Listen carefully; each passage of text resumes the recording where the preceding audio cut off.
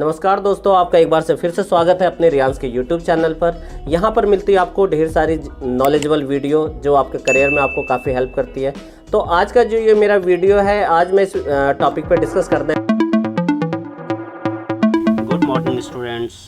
आज की क्लास हम लोग शुरुआत कर रहे हैं ई वे बिल सिस्टम के रिगार्डिंग। देखिए दोस्तों, ये जो हमारा एक सीरीज स्टार्ट हो रही है, न्यू सीरीज है ये ई वे बिल के रिगार्डिंग, जिसके अंदर हम ई वे बिल सिस्टम के हर एक स्टेप को बारीकी से समझेंगे। ये एक क्लास नहीं, मल्टी क्लासेस होंगी। तो आप अगर इस रेगुलर क्लास के साथ कनेक्ट रहना चाहते हैं तो हमारी इस चैनल को सब्सक्राइब जरूर कीजिए और बेल आइकॉन जरूर प्रेस कीजिए, ताकि जो भी हमारी ये क्लासेस आ रही है ई वे बिल के रिगार्डिंग, आपको उसका नोटिफिकेशन जल्दी मिलता रहे।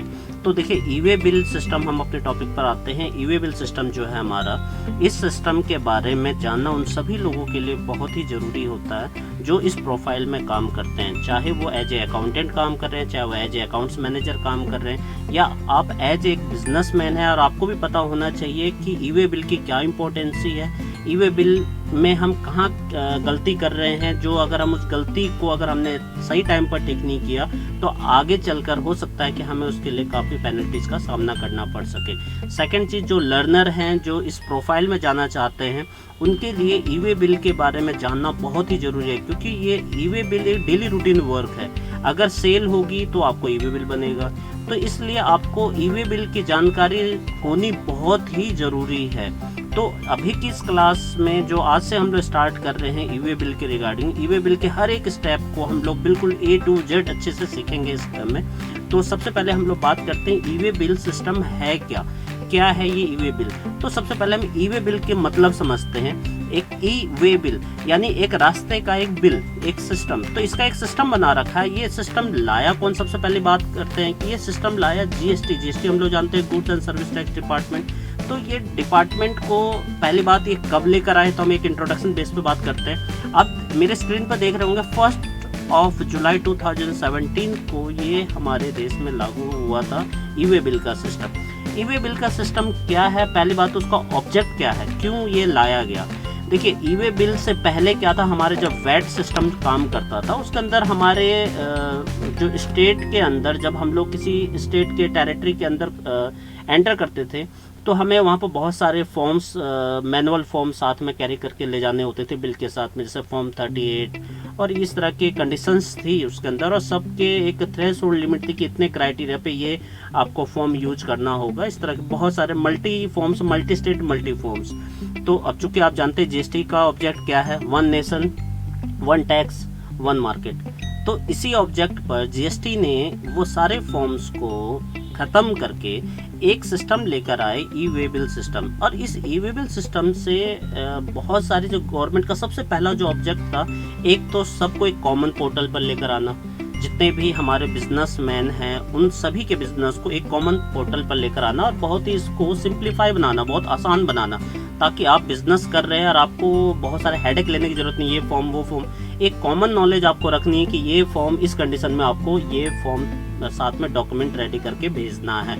तो आज हम लोग बात करें इसी ई वे बिल सिस्टम में। तो ई वे बिल सिस्टम का पहला ऑब्जेक्ट था गवर्नमेंट का, जीएसटी डिपार्टमेंट का, कि इसको एक सिंप्लीफाई करना।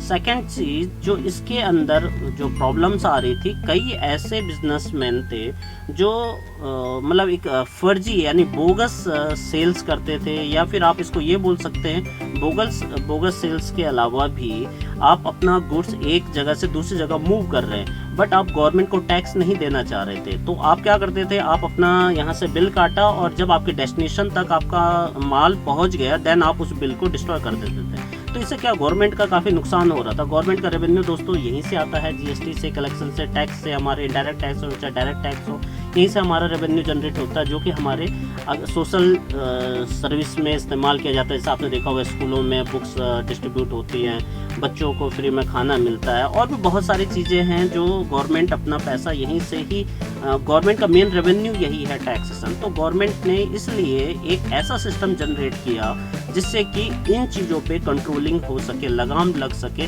किस तरीके से जो लोग टैक्स चोरी करते हैं उन लोगों के ऊपर लगाम लग सके। दूसरी चीज़, जो आइडल लोग हैं, जो बिजनेसमैन हैं, जो ऑनेस्टली के साथ बिल्कुल बिजनेस करते हैं, उनको भी काफ़ी प्रॉब्लम्स आ रही थी कि कई फॉर्म्स में मिस्टेक या फॉर्म्स के बारे में पूरी जानकारी ना होना।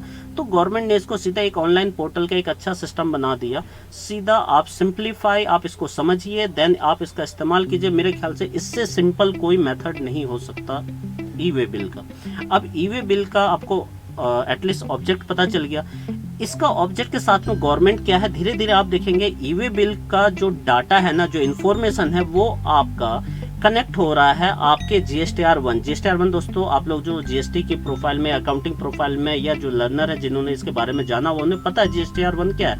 GSTR1 एक तरह की रिटर्न है GST की, जो कि आपको मंथली बेसिस पर, क्वार्टरली बेसिस पर GST डिपार्टमेंट को सबमिट करना होता है, जिसके अंदर आप अपनी जो सेल है, डिटेल सेल आप देते हो कि ये इस पार्टी को मैंने सेल किया और ये बिल नंबर, ये आइटम, ये HSN कोड, ये टैक्स मैंने उस पर लगाया। तो ये सारी इन्फॉर्मेशन GST को एक बैक हैंड में ई वे बिल से जनरेट हो जाता है, क्योंकि जब आप ई वे बिल बनाते हैं तो मोस्टली इसका डाटा वहाँ पर ऑटोमेटिक एंटर आप कर देते हो। तो वो डाटा, यानी आप ई वे बिल पोर्टल पर आप इसको डाटा आप फीड करते हैं या अपनी डाटा पुट करते हैं, तो वो इन्फॉर्मेशन ऑटोमेटिक GST के पास ऑलरेडी होती है। तो GST के पास आपकी एक इन्फॉर्मेशन, वहाँ से भी आप अपने GSTR1 से इसको कनेक्ट कर सकते हैं ई वे बिल सिस्टम को। तो एक तो ये भी, ये बहुत सिंप्लीफाई है, GST से मैच करता हुआ, GST का ही ये एक पोर्टफोलियो है, GST का ही एक सिस्टम है ये ई वे बिल सिस्टम। आप इसकी अगर आप लॉगिन करना है तो इसका जो लॉगिन है, जैसे हमारे GST का क्या है, gst.gov.in, और ई वे बिल का आपका लॉगिन क्या है, ई वे बिल का है eWaybill gst.gov.in। तो आप देख रहे बिल्कुल कॉमन है, ये GST का ही है। और यहाँ पर भी आप मेरे स्क्रीन पर देख रहे होंगे GST across India with effect from 1 जुलाई 2017। ठीक है, 2017 से ये इम्प्लीमेंट हमारे देश में लागू हो गया। इसके अलावा इसका पर्पज क्या था, पर्पज मैंने आपको बताया। तो अब ई वे बिल के लिए देखिए, हम इसको लंबा नहीं खींचते हैं, हम कुछ इसके मेन टॉपिक्स के बारे में, मेन टॉपिक्स मतलब जो हमारे लिए जानना बहुत जरूरी है। एक तो सबसे पहले आपको इसकी हिस्ट्री जानना, हिस्ट्री मैंने आपको बताया कि कब ये इम्प्लीमेंट हुआ। दूसरा, इसके बारे में जानना कि इसका ऑब्जेक्ट क्या, उद्देश्य क्या है, क्यों हम ई वे बिल को लेकर आए। ई वे बिल में और भी बहुत सारे करप्शंस होते थे ई वे बिल के रिगार्डिंग, कई डॉक्यूमेंट मिसप्लेस है। तो अब इतना सिंप्लीफाई है कि अगर आपका ई वे बिल आपके डॉक्यूमेंट के साथ, यानी आपके बिल के साथ, आपके चालान के साथ में अगर अटैच है, उसका नंबर लिखा हुआ है, तो रास्ते में अगर GST ऑफिसर्स कहीं पर भी जो इंस्पेक्शन करते हैं आपके डॉक्यूमेंट को, वो उसको इजीली वेरीफाई कर सकते हैं ऑनलाइन पोर्टल से, उनके पास सारे एक्सेस होते हैं। ठीक है, एक चीज़ तो ये हो गई। इसके अलावा अगर हम बात करें तो और क्या जानकारी हमें, ये था हमारा एक बेसिक जानकारी। अब हमें इसके अलावा और भी इसका मेथड, ई वे बिल के लिए आपको कौन कौन सी इंफॉर्मेशन कलेक्ट करना आपके पास होना बहुत जरूरी है, जिससे कि आप ई वे बिल जनरेट कर सकते हैं। तो ई वे बिल जनरेट करने से पहले हम इस बात पर डिस्कस करेंगे कि ई वे बिल किन के लिए मैंडेटरी है, किन के लिए नॉट एप्लीकेबल है। तो देखिए, सबसे पहले मैं बात करता हूँ एज ए कंज्यूमर। अगर आप अपने कंज्यूमर के लिए घर का जैसे सामान हम लोग शिफ्ट करते हैं एक जगह से दूसरी जगह, मुझे लोकेशन में, ये गुड्स नहीं है बेसिकली, ये आपके हाउस होल्ड आइटम्स है, आप अपने पर्सनल सामान मूव कर रहे हैं, तो उसके लिए आपको ई वे बिल की जरूरत नहीं है, पहली बात। दूसरी चीज, हर एक आइटम, हर एक गुड्स जो टैक्स फ्री, अगर आप एज ए बिजनेसमैन है, देखिए ई वे बिल की रिक्वायरमेंट कहाँ पर है, जहाँ पर आप बिजनेस के ऑब्जेक्ट से कोई काम करें, यानी बिजनेस एक्टिविटी की बात करें। आप मैं बिजनेसमैन हूँ और मैं किसी गुड्स को बेच रहा हूँ, देन मुझे सोचना है ई वे बिल के बारे में। यानी अगर मेरे यहाँ से कोई भी गुड्स मूव होगा, यानी अगर मेरे पास कोई गुड्स जाता है, यानी आउटवर्ड हो रहा है या आ रहा है, आउटवर्ड के कई ऑब्जेक्ट हो सकते हैं। आप उसको जॉब वर्क के लिए भेज रहे हैं, चालान पर भेज रहे हैं, आप उसको एक्सपोर्ट कर रहे हैं, आप उसको अपनी एक ब्रांच से दूसरी ब्रांच में ट्रांसफ़र कर रहे हैं, आप रिटेल सेल के लिए जा रहे हैं, आप उसको नॉर्मल एक डोमेस्टिक सेल कर रहे हैं। बहुत सारे ऑब्जेक्ट हो सकते हैं आउटवर्ड के। उसी तरह इनवर्ड के आपके पास परचेज हो सकता है, इंपोर्ट परचेज हो सकता है आपके पास जॉब वर्क इन हो सकता है, आपकी ब्रांच से आप अपना गुड्स को मंगा सकते हैं, या किसी एग्जीबिशन में आपने कोई सामान भेजा था वो वापस आ रहा है, तो ये एक्टिविटीज आपके इनवर्ड ट्रांजेक्शन हो सकती है। यानी ट्रांजेक्शन हमारी दो तरह की ट्रांजेक्शन होती है हमारे बिजनेस में, ध्यान रखिएगा, एक आउटवर्ड एक इनवर्ड।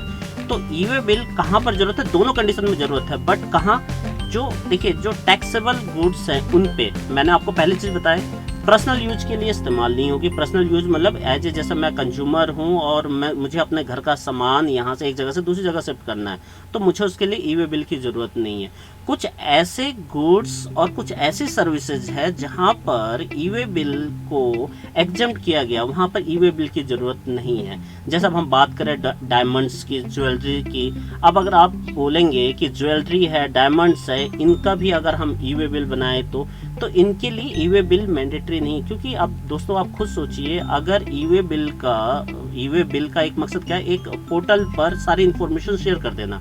अगर कोई डायमंड हम लोग एक जगह से लेकर दूसरी जगह शिफ्ट कर रहे हैं, ठीक है, अब उसके लिए हम लोग अगर उस इंफॉर्मेशन को हम लोग उस पर शेयर करेंगे पोर्टल पर, इन केस किसी गलत हैक, आजकल पता है आपको, हैक हो ही जाती है, और कोई गलत इन्फॉर्मेशन किसी गलत एक्टिविटीज़ के पास पहुंच गई तो कितना बड़ा नुकसान हो सकता है। तो इसलिए गवर्नमेंट ने कुछ चीज़ें एग्जम्प्ट करी हुई है, आपको वो भी जानना है। तो एग्जम्प्ट की लिस्ट में मैंने आपको बताया, इसकी एक लिस्ट में आपको बताऊंगा कहाँ कौन से गुड्स पर, कौन सी सर्विस पे एग्जम्प्ट है। सर्विस पे तो देखिए ई वे बिल होता ही नहीं है। सर्विस यानी आपको सर्विस दे रहे, ई वे बिल रिक्वायर्ड होता है ओनली फॉर गुड्स।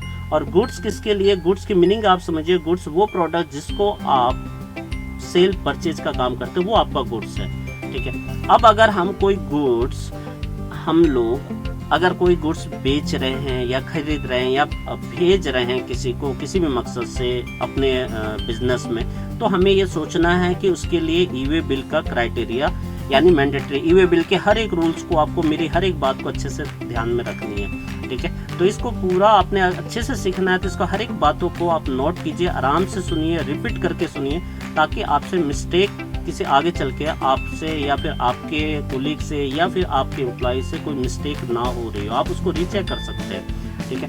तो सबसे पहले मैंने बोला कुछ चीज़ें, किन चीज़ों पे ई वे बिल मैंडेटरी है, गुड्स पे अप्लीकेबल है, सर्विस के ऊपर नॉट अप्लीकेबल है। एग्जम्प्टेड गुड्स, अब मान लेते हैं एग्जम्प्टेड गुड्स किसको बोलते हैं। देखिए गवर्नमेंट ने जीएसटी के अंदर कुछ गुड्स को एग्जम्प्ट किया हुआ है, यानी जैसे आप देखेंगे जो हम लोग वेजिटेबल्स लेते हैं, फ्रूट्स लेते हैं, वो क्या होते हैं, एग्जम्प्टेड होते हैं। बट हाँ, एग्जम्प्टेड वो तभी तक होते हैं जब वो नॉन ब्रांडिंग होते हैं। नॉन ब्रांडिंग मतलब उसके ऊपर कोई टैगिंग नहीं है, वो एक सिंपल, जैसे आप देख रहे हो बाहर जो हॉकर्स हैं, ये लोग बाहर में रेडी पर वो फ्रूट्स बेचते हैं और इस तरह के, मतलब जो ब्रांड अपना अगर उसमें टैगिंग कर दी ना उन्होंने, तो देन वो टैक्सेबल बन जाएगा।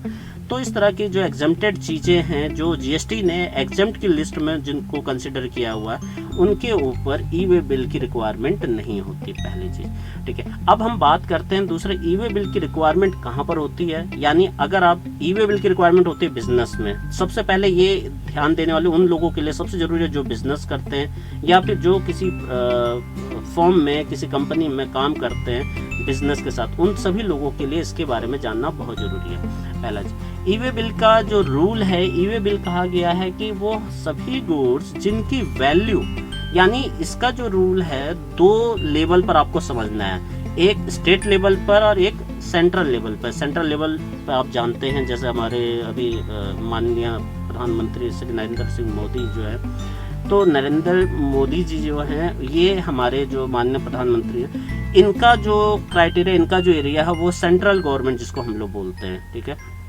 स्टेट गवर्नमेंट, हमारे हर एक स्टेट के अपने अलग अलग ऑनरेबल सीएम्स होते हैं, तो उनके रूल्स चलते हैं, स्टेट गवर्नमेंट के रूल चलते हैं अलग से। तो ई वे बिल पर दोनों रूल इफेक्ट होते हैं। तो अगर आपकी, ये डिपेंड करता है आपकी ट्रांजैक्शन पर, अगर आपकी ट्रांजैक्शंस स्टेट टू स्टेट है, स्टेट टू स्टेट का मेरा मतलब है, जैसे अगर मैं दिल्ली में हूँ और दिल्ली में मैं कोई भी ट्रांजैक्शन कर रहा हूँ, तो उसके लिए रूल क्या है, उसके लिए रूल है 1 लाख रुपीज़। यानी अगर 1 लाख रुपीज़ के टैक्सेबल गुड्स आप एक जगह से दूसरी जगह शिफ्ट कर रहे हैं, दिल्ली से पूरे दिल्ली के अंदर कहीं पर भी, तो आपको ई वे बिल बनाने की ज़रूरत नहीं है, ठीक है। अगर आप अपनी स्टेट को जैसे ही क्रॉस करेंगे, किसी भी स्टेट के हों, ये कॉमन रूल है सेंट्रल गवर्नमेंट का। कॉमन रूल मतलब आप किसी भी स्टेट में, आप बंगाल में हैं, बंगाल से आप यूपी में लेकर आ रहे हैं, तो आपके लिए जो रूल है 50,000 तक आपको ई वे बिल बनाने की ज़रूरत नहीं है। 50,000 के ऊपर आपको ई वे बिल बनाना मैंडेटरी होता है, पहला चीज़। ठीक है, अब किसी भी स्टेट, मैंने बोला आप यहाँ पर यूपी से उत्तराखंड जा रहे हो, या फिर आप पंजाब से राजस्थान जा रहे हो, या पंजाब से दिल्ली आ रहे हो, राजस्थान से दिल्ली आ रहे हो, कहीं पर भी अगर आपने अपने स्टेट को क्रॉस किया ना, तो आपके दिमाग में सिंपल सा एक रूल होना चाहिए, 50,000। ठीक है, लेकिन एक चीज़ का और ध्यान रखिएगा, मैंने कहा जीएसटी के अंदर, ई वे बिल सिस्टम के अंदर कुछ और भी रूल हैं जहां पर कोई क्राइटेरिया नहीं है, यानी वहां पर ऐसा नहीं है कि आपको ई वे बिल 50,000 का वेट करेंगे। वो सर्विसेज हैं आपका, जैसे जॉब वर्क पे आप कोई गुड्स बेच रहे हैं, जॉब वर्क के मकसद से क्या किया हुआ ट्रांजैक्शन, उसमें 1 रुपए का भी अगर आप सामान भेज रहे हैं तो उसके लिए ई वे बिल बनाना जरूरी है। और अगर मेरी माने तो ई वे बिल बनाने के लिए आपको ये नहीं सोचना है कि वो आप मोर देन 50,000 है तो हम ई वे बिल बनाएं, या फिर देखिए अगर आप बनाना चाहते हैं तो आप लेस देन में भी बना सकते हैं। बेसिकली ई वे बिल क्या है, आपका एक ऑथेंटिकेशन डॉक्यूमेंट है, आपका बिल का ऑथेंटिकेट हो जाता है कि हाँ जी आपने ट्रांजेक्शन किया है ये। ठीक है, एक आपके पास एक एविडेंस है। ठीक है, इसका ये मकसद नहीं, आप देखिए ऐसा कोई आपके ऊपर मैंडेटरी रूल नहीं है कि आपको बनाना ही बनाना है, बट अगर आप लेस देन 50,000 का भी तो आप उसे बना सकते हो, उसमें कोई प्रॉब्लम्स नहीं होनी चाहिए मेरे हिसाब से, क्योंकि आप उसमें कुछ गलत कर ही नहीं रहे। ये तो जस्ट आपके ऊपर एक अलग आपकी रिस्पॉन्सिबिलिटी डाल दी गई है कि इसके ऊपर कि अगर आपके ट्रांजेक्शन है more than 50,000 for inter state, और इंट्रा स्टेट के लिए depend on your states rules, आपका स्टेट का क्या रूल है उसको आपको कंसिडर करना है। लेकिन जॉब वर्क के केस में तो आप अपने दिमाग में से ये थ्रेशोल्ड लिमिट हटा दीजिए। जॉब वर्क के केस में अगर आपका गुड्स मूव हो रहा है जॉब वर्क के लिए, आ रहा है जा रहा है, तो आपको ई वे बिल बनाना मैंडेटरी है। ठीक है, तो ये थे हमारे एक इसके बारे में बेसिक कॉन्सेप्ट। अब हम बात करते हैं जो ई वे बिल के लिए क्या किन व्यापारियों, किन बिजनेसमैन के लिए ज़रूरी है। जो रजिस्टर्ड है, रजिस्टर्ड मतलब है मेरा जो जीएसटी के अंदर जिन्होंने अपना रजिस्ट्रेशन लिया हुआ वो, या फिर जिनके पास जीएसटी नंबर नहीं है उनके लिए क्या ई वे बिल नहीं होता। देखिए मैंने क्या बोला, अगर आप बिजनेस कर रहे हैं और आपके यहाँ गुड्स यानी गुड्स की सर्विस में आप मतलब गुड्स सेक्टर में आप काम कर रहे हैं, गुड्स सेक्टर में यानी आप ऐसे प्रोडक्ट पे काम करते हैं। सर्विस सेक्टर, दो तरह के बिजनेस होते हैं, एक सर्विस इंडस्ट्री होती है, एक होती है गुड्स इंडस्ट्रीज। गुड्स इंडस्ट्रीज के अंदर भी दो सेक्टर्स होते हैं, एक हो गया आपका ट्रेडिंग और दूसरा हो गया आपका मैन्युफैक्चरिंग।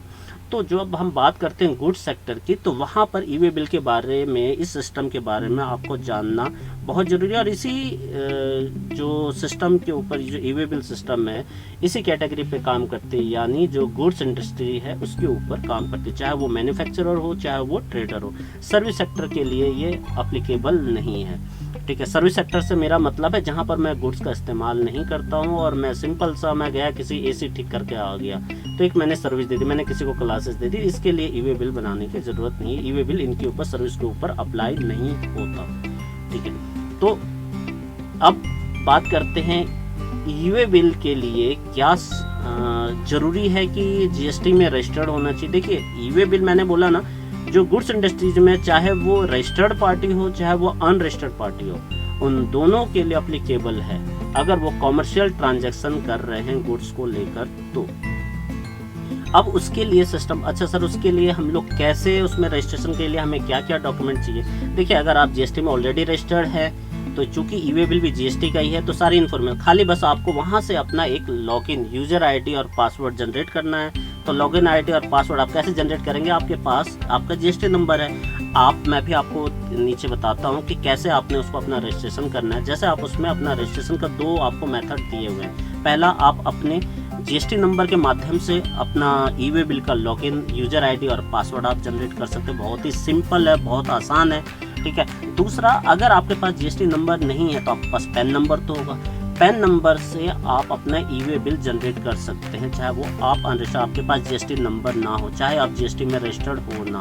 तो ये सारी चीज़ों के लिए कैसे हम लोग इसमें रजिस्ट्रेशन करते हैं वो आज की क्लास में हम लोग देखते हैं। तो ये आप इसके ई वे बिल का सिस्टम का ये मैनुअल है जो हमारा ई वे बिल सिस्टम में उसके माध्यम से हमें मिला हुआ है। तो मैं आपको बताता हूँ कि इसका लॉगिन हम लोग रजिस्ट्रेशन कैसे करते हैं। ई वे बिल का रजिस्ट्रेशन अगर हम लोग बात करें तो आप यहाँ पर मैं आपको साथ के साथ शो करता हुआ जाऊँगा, तो किस तरीके से आपको करना वो सारी चीज़ें मैं आपको बता रहा हूँ यहाँ पर। ठीक है, तो आ जाते हैं हम लोग सबसे पहले यहाँ पर सीधा आपकी स्क्रीन पे। तो देखिए सबसे पहले आपको लॉगिन करना है ewaybillgst.gov.in। आप अपने गूगल पे कहीं पर भी अगर आप टाइप करते हैं, जैसे आप मैं यहाँ पर देख रहा हूँ ईवे बिल भी आप लॉगिन करेंगे तो देखिए www.ewaybillgst.gov.in।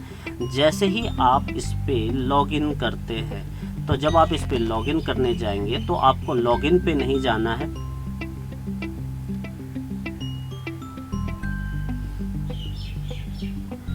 अगर कई बार जैसे हम लोग इसको लॉगिन करने के लिए जाते हैं और ये साइड में इस तरह की प्रॉब्लम्स आती है, कई बार आती है, तो आप इसको क्या कर सकते हैं, अपनी जो ये टेम्परेरी फाइल्स है, कैश फाइल्स है, इनको आप डिलीट कर सकते हैं। उससे आपकी हिस्ट्री जैसा आप डिलीट कर देंगे तो ये प्रॉब्लम्स रिजॉल्व हो जाएगा आपका।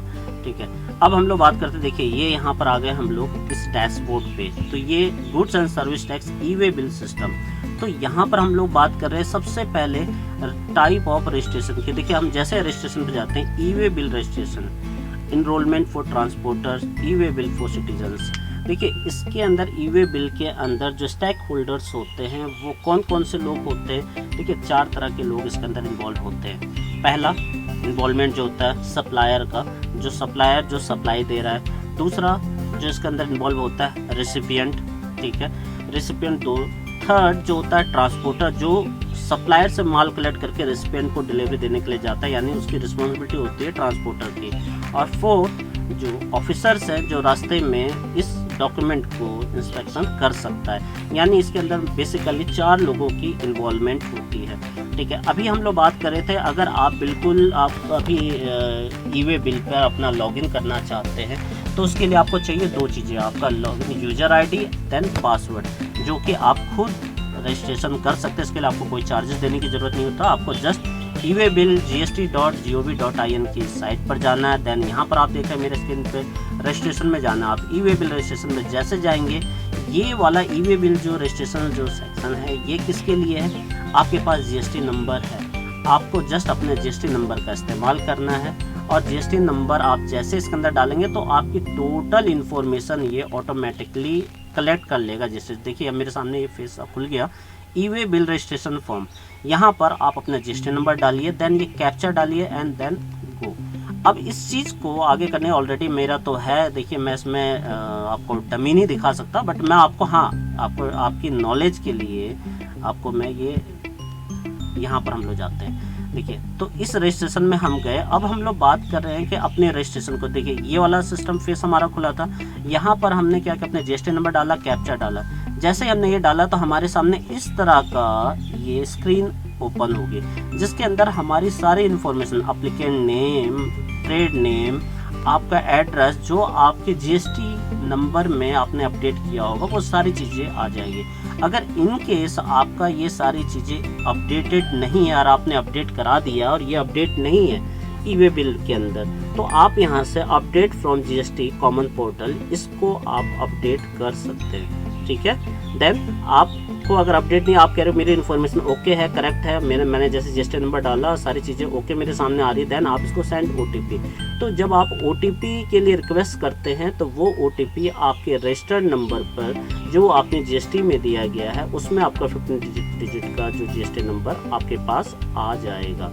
तो उसके बाद आपका ये सारी चीज़ें, ये सिस्टम जैसे आएगा तो आपका यूजर आईडी और पासवर्ड्स आपका next, the user need to provide his choice of user ID. User ID आप खुद बना सकते हैं अपनी चॉइस का, बट हाँ याद रखिए कि जो आप यूजर आईडी उसके अंदर बनाने की कोशिश कर रहे हैं वो सिस्टम के पास अवेलेबल होना चाहिए। अब आपने बना दिया जैसे राम सिंह, तो राम सिंह एक कॉमन है, हो सकता है किसी और ने बना लिया होगा। अगर एक बंदे ने बना लिया तो आपको हर दूसरा बंदा सेम आईडी नहीं बना सकता, तो इसके लिए सिस्टम आपको अवेयर करवा देगा कि ये आईडी अवेलेबल है या नहीं है। तो आप जैसे आप अपना जीमेल या इस पे अपनी ईमेल एक्टिविटी करते हैं या फेसबुक पे लॉगिन करते हैं, सेम प्रोसेस है, कुछ ऐसा नहीं है, बहुत बड़ा इसके अंदर चैलेंज नहीं है।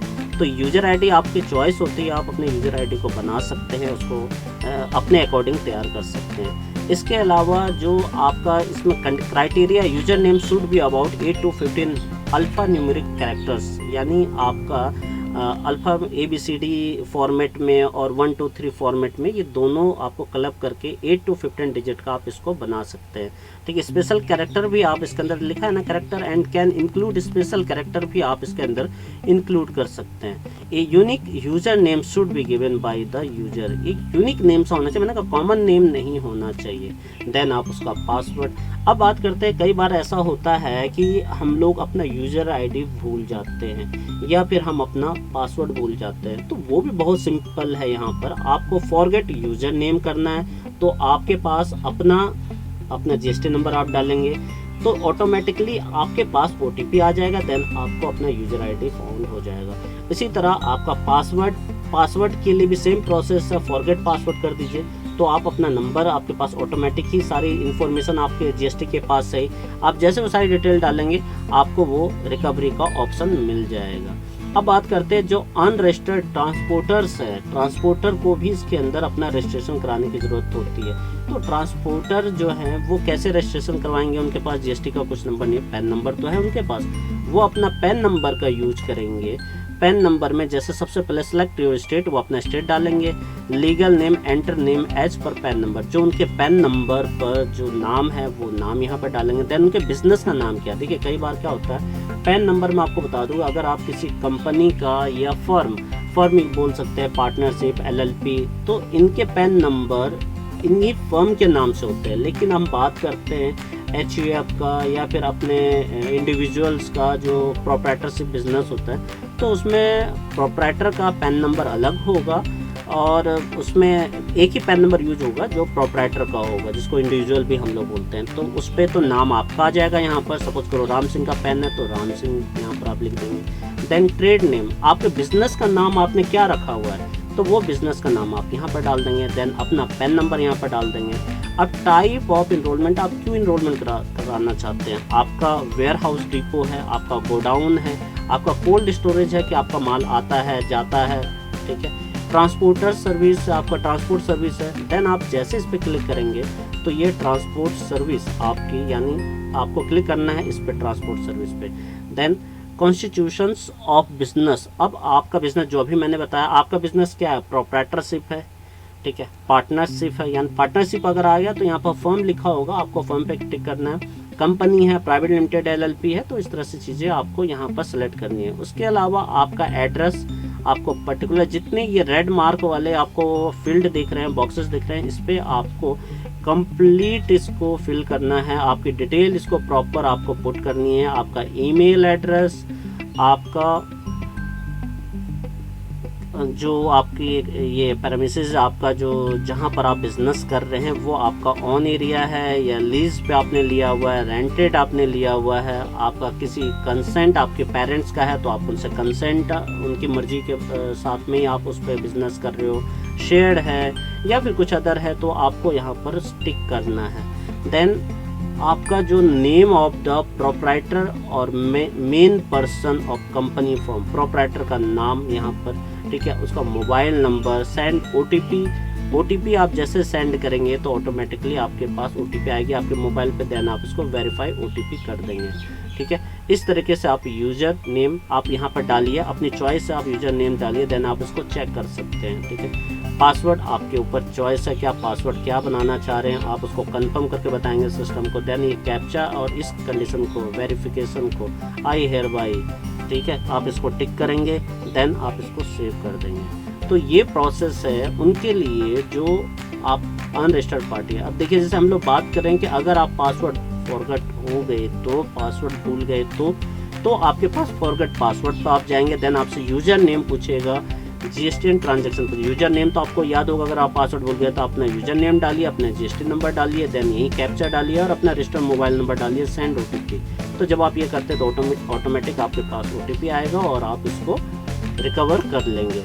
फॉरगेट यूजर नेम आप भूल गए तो सेम चीज़ है, enter GST number, registered mobile number. आपका मोबाइल नंबर जरूर, जो रजिस्टर्ड मोबाइल नंबर है वो होना आपके पास बहुत जरूरी, क्योंकि OTP ही आएगा, OTP के माध्यम से ही आप अपना रजिस्ट्रेशन या फिर अपना कोई अगर यूजर नेम भूल चुके हैं तो वो सारी चीज़ें आप यहाँ से रिकवर इसी वे में कर सकते हैं। तो ये हमारी काफ़ी चीज़ें हमने इसमें डिस्कस करी कि ई-वे बिल किन के लिए ज़रूरी है, बेसिक कॉन्सेप्ट हमारा इंट्रोडक्शन, आई होप कि सब चीज़ क्लियर हो गया होगा अच्छे से।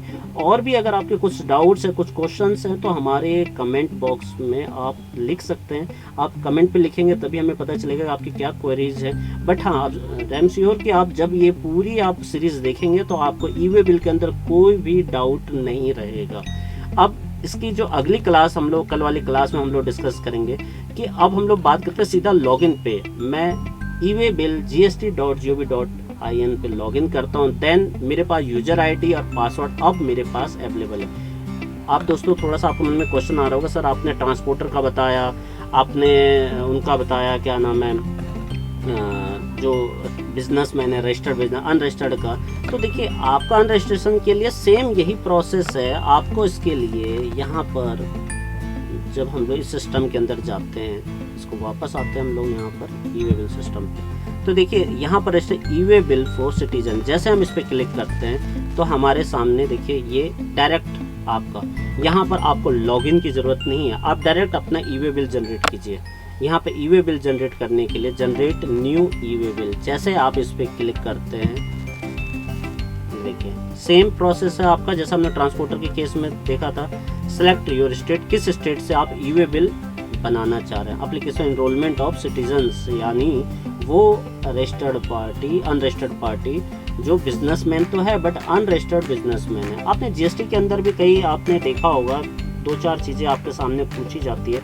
रजिस्टर्ड पार्टी, तो रजिस्टर्ड पार्टी किनको बोला गया है जीएसटी के अंदर? रजिस्टर्ड पार्टी वो जिनके पास जीएसटी नंबर अवेलेबल है। अनरजिस्टर्ड बिजनेसमैन और कंज्यूमर्स, क्या फ़र्क है अनरजिस्टर्ड कंज्यूमर में? देखिए कंज्यूमर वो है जो उस गुड्स को कंज्यूम कर रहा है, वो बिजनेस नहीं कर रहा है। यानी वो पर्सन जो उस गुड्स को कंज्यूम करने के लिए ले रहा है या सर्विस को कंज्यूम के लिए, वो कंज्यूमर कहलाता है, बिजनेस के मकसद से नहीं ले रहा है। लेकिन जो अनरजिस्टर्ड बिजनेसमैन, अनरजिस्टर्ड उसको बोला गया है जो है बिजनेस करता है बट वो अभी जीएसटी के क्राइटेरिया में नहीं आया है। जीएसटी का कुछ अपना रूल्स है, उस रूल को फॉलो करते हैं। देखिए जीएसटी के लिए, जीएसटी ने क्या बोला गया, हर एक बिजनेसमैन जो गुड्स में डील कर रहा है या सर्विस में डील कर रहा है, उन सभी लोगों के लिए अगर आपका बिजनेस का टर्नओवर सालाना सर्विस सेक्टर में 20 लाख से ऊपर है, मोर देन 20 लाख, तो आपकी जीएसटी नंबर लेना आपके लिए मैंडेटरी हो जाता है। अगर आप गुड सेक्टर में डील करते हैं तो आपके लिए 40 लाख की लिमिट है। यानी 40 लाख, अगर मैं बात करता हूँ, मैं एक छोटा व्यापार हूँ, मेरा टर्नओवर 40 लाख नहीं है साल का, तो मैं जीएसटी नंबर नहीं लूँगा।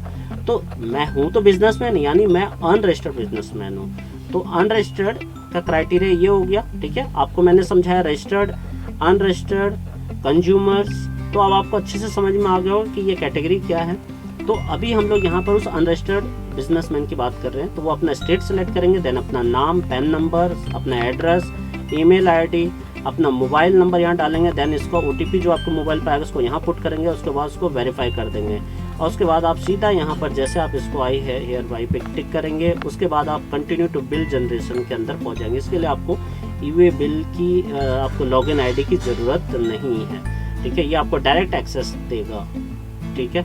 तो आई होप कि आज की क्लास में हमारा ये कॉन्सेप्ट बिल्कुल अच्छे से समझ में आ गया। बेसिक इंट्रोडक्शन और कैसे रजिस्ट्रेशन है, क्या ऑब्जेक्ट है, सारी चीज़ें हमने यहाँ पर डिस्कस कर ली। अब हम लोग धीरे धीरे आगे जब हम ई-वे बिल के अंदर हम लोग लॉगिन में चलेंगे तो ई-वे बिल के हर एक लॉगिन स्टेप को, हर एक फीचर्स को हम लोग अच्छे से सीखेंगे। जैसा कि हमने MS वर्ड, MS एक्सेल के हर एक स्टेप को सीखा है। जैसे देखिए हम लोग लॉगिन यहाँ पर करते हैं, तो अब इसका जो मेन, आप जब तक इसके फीचर्स को नहीं समझेंगे तब तक आप एक अच्छा e-way bill, correct e-way bill बनाने में मुझे नहीं लगता कि आपको कोई प्रॉब्लम आएगी, अगर आपको ये सारी जानकारी अच्छे से, आपका कॉन्सेप्ट पूरा हो जाए तो आई होप कि आपको ये सारी जानकारी जो मैंने दी आपके लिए काफ़ी यूजफुल होगी। और प्लीज़ अगर आपको ये वीडियो अच्छी लगे तो आप चैनल को सब्सक्राइब कीजिए, शेयर कीजिए, ताकि ज़्यादा से ज़्यादा लोगों तक ये इन्फॉर्मेशन पहुंच सके। और आपकी जो प्रॉब्लम्स है ई-वे बिल से रिलेटेड, कोई भी तरह की क्वेरीज हैं, आप हमारे कमेंट बॉक्स पर डाल सकते हैं, वहां पर आपको उसका रिजल्ट ज़रूर मिलेगा। आप अपना कॉन्टैक्ट नंबर भी डाल देंगे तो होपफुली आपको डायरेक्ट कॉल करके भी आपको अपडेट कर दिया जाएगा कि हाँ किस तरह की समस्या, इसका आप क्या समाधान कर सकते हैं। Thank you for watching my video. दोस्तों आपको इसी तरह की नॉलेजेबल वीडियो रेगुलर बेसिस पे चाहिए तो सबसे पहले हमारे चैनल को सब्सक्राइब कीजिए, लाइक कीजिए और ज़्यादा से ज़्यादा शेयर कीजिए, ताकि इस तरह की वीडियो का आपको और भी बहुत सारी वीडियो हम आपके लिए लेकर आए। और साथ के साथ अगर आपको इस तरह से इसी से रिलेटेड और भी वीडियो चाहिए, आपका कोई सजेशन हो तो नीचे दिए हुए कमेंट बॉक्स पे आप जरूर लिखिए, ताकि हम आपके लिए इसी तरह की वीडियो लेकर आए। Thank you for watching my video.